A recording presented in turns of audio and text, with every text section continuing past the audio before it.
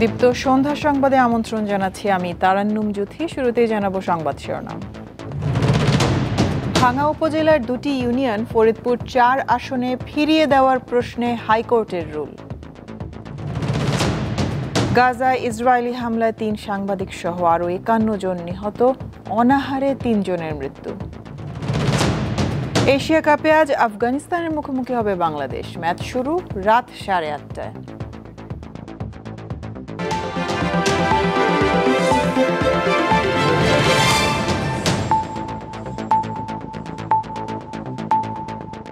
ফরিদপুর ৪ আসনের সীমানা পুনর্বিন্যাসের প্রতিবাদে সর্বদলীয় ঐক্য পরিষদের অবরোধ কর্মসূচি শনিবার পর্যন্ত স্থগিত করেছে আন্দোলনকারীরা। কয়েকদিন টানা অবরোধের পর মঙ্গলবার কর্মসূচি স্থগিত করায় সকাল ৬টা থেকে ভাঙ্গা মহাসড়কে যান চলাচল স্বাভাবিক হয়। সড়কের গুরুত্বপূর্ণ স্থানগুলোতে পুলিশ মোতায়েন রয়েছে। এছাড়া টহল দিচ্ছে সেনাবাহিনী, বিজিবি, র্যাবের সমন্বয়ে যৌথ বাহিনী।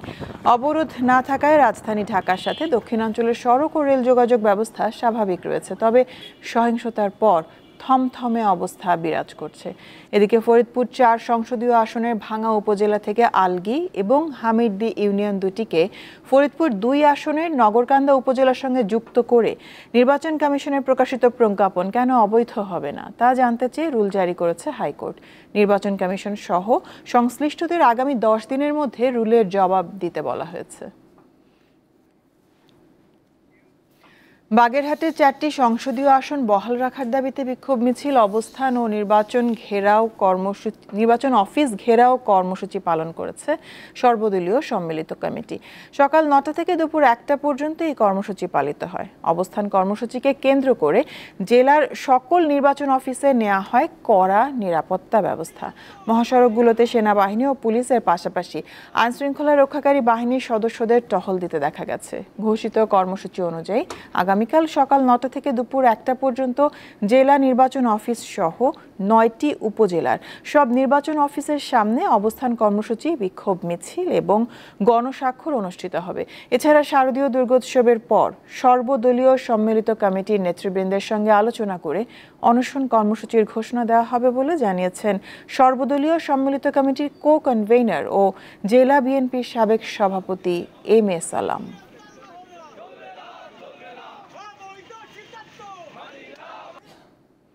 শারদীয় দুর্গোৎসব সামনে রেখে আজ রাজধানী ঢাকেশ্বরী মন্দির পরিদর্শন করেছেন প্রধান উপদেষ্টা অধ্যাপক ডক্টর মোহাম্মদ ইউনূস। সনাতন ধর্মের অনুসারীদের সঙ্গে শুভেচ্ছা বিনিময়কালে তিনি বলেন, জুলাই গণঅভ্যুত্থানের মধ্য দিয়ে বৈষম্যহীন ও দুর্নীতিমুক্ত নতুন দেশ গড়ার যেই সূচনা হয়েছে তা বাস্তবায়ন করতে ধর্ম বর্ণ নির্বিশেষে সবাইকে একসঙ্গে কাজ করতে হবে, নিশ্চিত করতে হবে সমান অধিকার।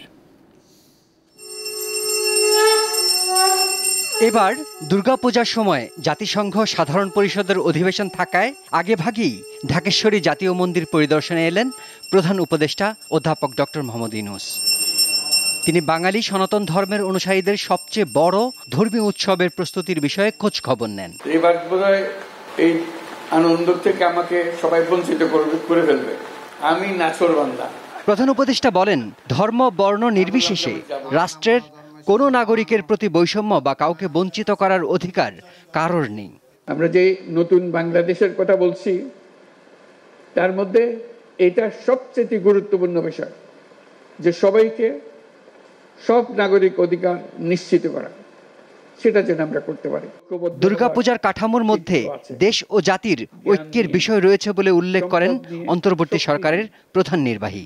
সবাই যার যার শক্তি নিয়ে ঐক্যবদ্ধ হলে আমরা সব অশুভ শক্তিকে পরাজিত করতে পারবো। নিরাপত্তা বাহিনীর বেষ্টনীর ভেতর নয়, মুক্তভাবে যার যার ধর্ম পালনের অধিকার নিশ্চিত করার উপর জোর দেন প্রধান উপদেষ্টা। নিরাপত্তা বাহিনীর বেষ্টিত হয়ে ধর্ম পালন করা একটা হাস্যকর জিনিস হয়। এটা কি কথা হলো? এটা কোন ধরনের দেশ বানালাম আমরা? এরকম দেশ বানানোর জন্যই এত রক্তপাত, এত কিছু হলো। এবার সারা দেশে ৩৩,৫৭৬টি মণ্ডপে দুর্গাপূজা হবে, যা গত বছরের তুলনায় ১,০০০-এরও বেশি। ঢাকা মহানগরীতেই পূজা মণ্ডপ থাকছে ২৫৫টি। শিমুল বাশার, দীপ্ত সংবাদ, ঢাকা। সাবেক মার্কিন রাষ্ট্রদূত পিটার হাসের প্রতিষ্ঠান দেখে নয়, বরং আন্তর্জাতিক মূল্য তুলনা করে যুক্তরাষ্ট্র থেকে তরলীকৃত প্রাকৃতিক গ্যাস এলএনজি কেনা হচ্ছে বলে জানিয়েছেন অর্থ উপদেষ্টা সালেউদ্দিন আহমেদ।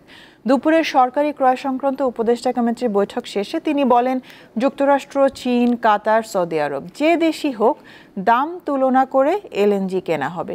দেশের সার্বিক মূল্যস্ফীতি মোটামুটি স্থিতিশীল। সম্প্রতি খাদ্য বহির্ভূত পণ্যে মূল্যস্ফীতি কমেছে বলেও জানান অর্থ উপদেষ্টা সালেউদ্দিন আহমেদ। আমরা তো সব ইন্টারন্যাশনাল প্রাইসগুলো কম্পেয়ার করে দেখি, সেটা এই আমেরিকা হোক, চায়না হোক, বা সৌদি আরবিয়া হোক, কাতার অবশ্য এখন বন্ধ চুপচাপ, অন্যগুলো আমরা করছি, কম্পেয়ার করে করছি, এত সহজ না। আমেরিকা হলে আমরা দিয়ে দেবো। পিটার হাসকে আমরা জানি হতে পিটার হাসকেই কোথায় করে, এর আগেই সে ছিল, মরিয়ার্টি ছিল না, সে তো গার্মেন্ট, আমরা কি গার্মেন্ট ওখানে দিয়ে দিচ্ছি ওর জন্য। ভবিষ্যতে অন্য কোনো ফর্মে যাতে ফ্যাসিবাদ ফিরে আসতে না পারে, সেজন্য জুলাই আগস্ট হত্যাকাণ্ড নৃশংসতার বিচার নিশ্চিত করা প্রয়োজন। মঙ্গলবার ট্রাইব্যুনালে সাক্ষ্যদানকালে এই কথা জানান দৈনিক আমার দেশ পত্রিকার সম্পাদক মাহমুদুর রহমান। নির্বাচনের পরও যাতে বিচার কার্যক্রম অব্যাহত থাকে সে বিষয়ে রাজনৈতিক দলগুলোর প্রতি আহ্বান জানিয়েছেন এনসিপির আহ্বায়ক নাহিদ ইসলাম। জুলাই আগস্টের মানবতা বিরোধী অপরাধের মামলায় সাবেক প্রধানমন্ত্রী শেখ হাসিনা ও সাবেক স্বরাষ্ট্রমন্ত্রী আসাদুজ্জামান খান কামাল সহ ৩ জনের বিরুদ্ধে বিচার চলছে আন্তর্জাতিক অপরাধ ট্রাইব্যুনাল ১-এ। গত ১৫ দিনে সাক্ষ্য দেন ৪৫ জন। রাজসাক্ষী হওয়া সাবেক আইজিপি চৌধুরী মামুনের উপস্থিতিতে সোমবার ১৬তম দিনে এ মামলায় ঐতিহাসিক প্রেক্ষাপটের সাক্ষী হিসেবে সাক্ষ্য দেন দৈনিক আমার দেশ পত্রিকার সম্পাদক মাহমুদুর রহমান। দ্বিতীয় দিনের সাক্ষ্যদানকালে মাহমুদুর রহমান শেখ হাসিনার গত ১৬ বছরের কর্মকাণ্ড তুলে ধরে বলেন, ফ্যাসিবাদী শক্তি যাতে ভিন্ন কোনো ফর্মে আর ফিরে আসতে না পারে সে লক্ষ্যে জুলাই আগস্ট হত্যাকাণ্ড ও নৃশংসতার বিচার নিশ্চিত করা প্রয়োজন। শেখ হাসিনার স্বৈর শাসক হয়ে ওঠার কাহিনী, স্বৈর শাসন বহাল রাখার যে প্রক্রিয়া তিনি অনুসরণ করেছিলেন তার আংশিক বর্ণনা তিনি দিয়েছিলেন। একই মামলায় জাতীয় নাগরিক পার্টির আহ্বায়ক নাহিদ ইসলামের সাক্ষ্য দেওয়ার কথা থাকলেও মাহমুদুর রহমানের জেরা শেষ না হওয়ায় তা আগামীকাল নেওয়া হবে। উনি যেহেতু একটু লম্বা সময় ধরে জবানবন্দি প্রদান করেছেন, আমরা মনে করছি যে উনার জবানবন্দি আজকে বাকি যে সময় সেশনটা আছে পুরোটাই চলবে। এজন্য আজকে নাহিদ ইসলাম সাহেবের জবানবন্দি গ্রহণ করা হচ্ছে না। নির্বাচনের পরও জুলাই আগস্টের বিচার যেন থেমে না যায় রাজনৈতিক দলগুলোর কাছে, এমন ইস্তেহার প্রত্যাশা করেন নাহিদ ইসলাম। গণঅভ্যুত্থান পরবর্তী অন্তর্বর্তী সরকার গঠিত হওয়ার পরে আমাদের প্রথম দাবি ছিল এই বিচার প্রক্রিয়া যাতে যথাসময়ে এবং সুষ্ঠুভাবে সম্পাদিত হয়। আমরা আশা করছি যে দ্রুত সময়ের মধ্যেই আমরা ন্যায় বিচার পাব। প্রসিকিউশন জানিয়েছে আর ২-১ জন সাক্ষ্য দেওয়ার পর এ মামলার সাক্ষ্য গ্রহণ শেষ হবে। মাহিদুর রহমান, দীপ্ত সংবাদ, ঢাকা। পারস্পরিক শুল্কের কারণে বাংলাদেশের মোট রপ্তানি কমতে পারে প্রায় ১%। মার্কিন বাজার ছোট হবে, এতে ওই বাজারে রপ্তানি করা হবে আরও চ্যালেঞ্জিং। সকালে গবেষণা সংস্থা র্যাপিডের আয়োজনে মার্কিন পারস্পরিক শুল্ক এবং এলডিসি উত্তরণ সংকট এবং সম্ভাবনা নিয়ে কর্মশালায় বলা হয়, উচ্চ শুল্কের কারণে যুক্তরাষ্ট্রের বাজার সংকুচিত হতে পারে ১৫%। এছাড়া পাল্টা শুল্কের কারণে বাড়তি রপ্তানি বৃদ্ধির সম্ভাবনা নেই, কারণ যুক্তরাষ্ট্রের আমদানি কমার কারণে বাড়বে মূল্যস্ফীতি।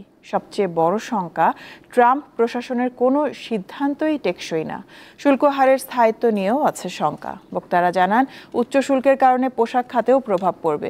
বছর শেষে রপ্তানি কমতে পারে 14%। এছাড়া শুল্কের 10% উদ্যোক্তাদের ঘাড়ে চাপতে পারে।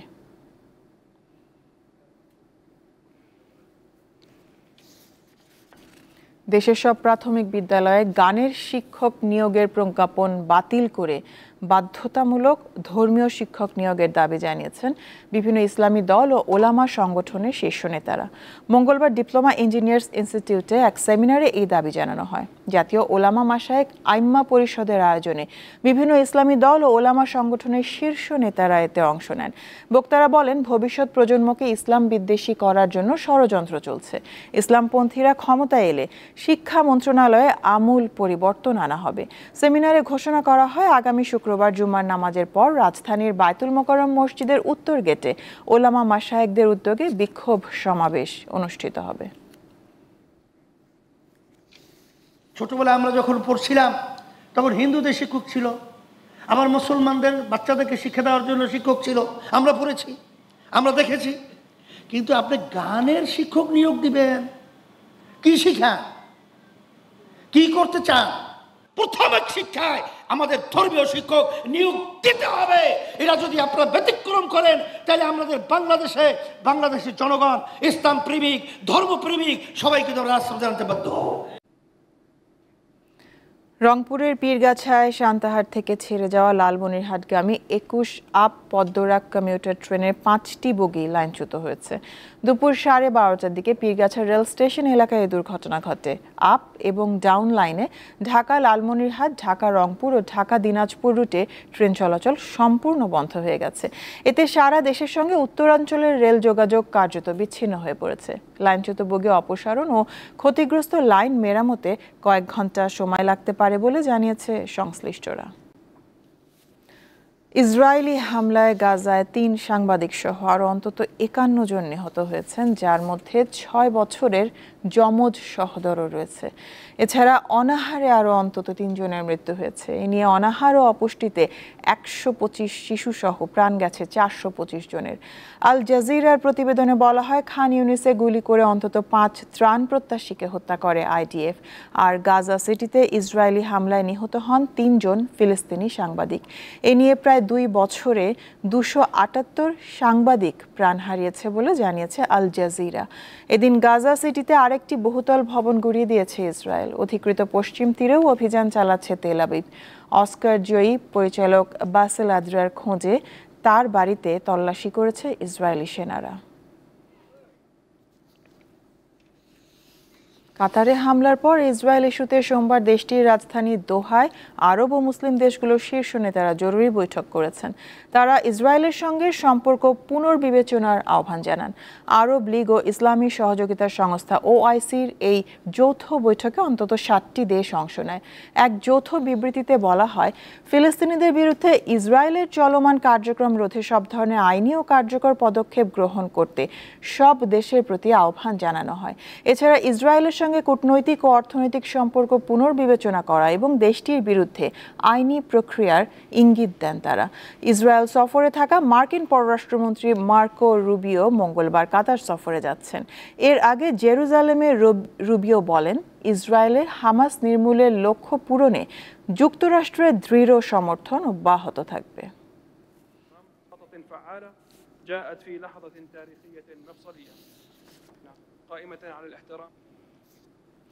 ফিলিস্তিনকে স্বাধীন রাষ্ট্র হিসেবে স্বীকৃতি দিতে অঙ্গীকার করেছে লুক্সেমবার্গ। জাতিসংঘের সাধারণ পরিষদে ফ্রান্স ও যুক্তরাজ্যের সাথে দেয়া হবে এই ঘোষণা। দেশটি পার্লামেন্টারি কমিশনকে বিষয়টি জানিয়েছে প্রধানমন্ত্রী ও পররাষ্ট্রমন্ত্রী। সোমবার এক প্রতিবেদনে এমনটাই জানায় রাজনীতি বিষয়ক সংবাদ মাধ্যম পলিটিকো।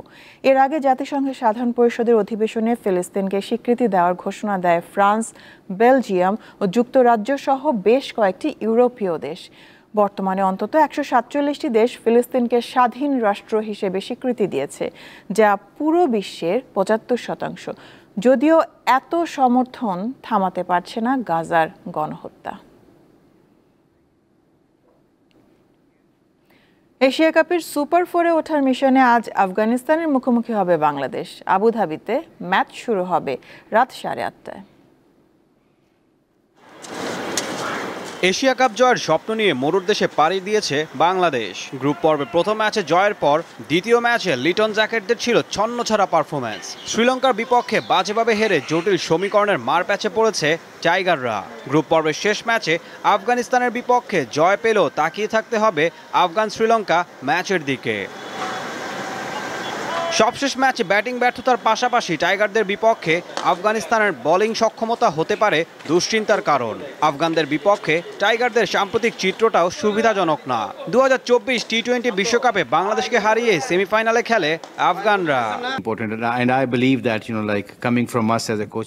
কাজটা কঠিন যখন যদি কিন্তুর উপর নির্ভর করতে হয়, তবে সামনে যে ম্যাচ আছে সেখানে মনোযোগ দিতে হবে এবং সেই ম্যাচ জিততে হবে।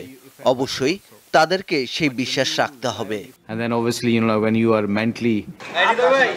বিগ ম্যাচের আগে বাংলাদেশের ড্রেসিং রুমে রয়েছে অস্বস্তি। টাইগার একাদশে শরীফুলের পরিবর্তে ফিরতে পারেন তাসকিন আহমেদ। ব্যাটিং লাইন আপেও আসতে পারে পরিবর্তন। বিগত কয়েক বছরে ক্রিকেট বিশ্বে রশিদ খান ও মুজিবুর রহমানের মতো বোলার উপহার দিয়েছে আফগানিস্তান। সঙ্গে যুক্ত হয়েছে আল্লাহ গাজনফারের মতো স্পিনার। তাই 22 গজে তাদের পারফরমেন্স বেশ সমীহ জাগানিয়া। ঈশান হাসান, দীপ্ত স্পোর্টস। বিশ্বকাপ বাছাই ইসরায়েলের বিপক্ষে ম্যাচের লভ্যাংশ ডক্টরস উইদাউট বর্ডার্স এনজিওকে দেবে নরওয়ে। সোমবার বিষয়টি নিশ্চিত করেছে নরওয়ে ফুটবল ফেডারেশন। ইউরোপিয়ান অঞ্চলে বিশ্বকাপ বাছাই আগামী 11 অক্টোবর আই গ্রুপ থেকে অসলোয় ইসরায়েলের মুখোমুখি হবে নরওয়ে। ওই ম্যাচ থেকে যে লভ্যাংশ পাবে তা ফিলিস্তিনের গাজায় মানবিক সাহায্যের জন্য দেবে দেশটি।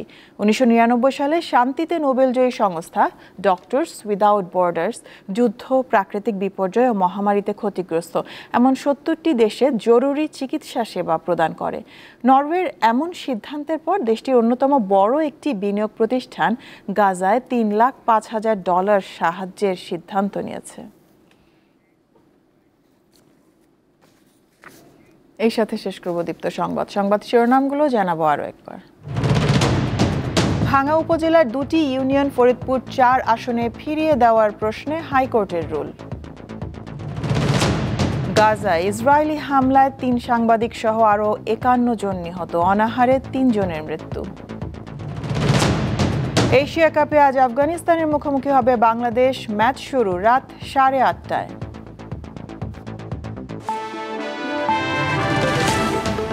এই ছিল এখনকার মতন। আমাদের পরবর্তী সংবাদ রাত 11টায় দেখার আমন্ত্রণ রইল। দর্শক আরও তথ্য বিনোদনের সংবাদ জানতে যুক্ত থাকুন দীপ্ত টিভির ডিজিটাল প্ল্যাটফর্মগুলোতে। ধন্যবাদ সবাইকে।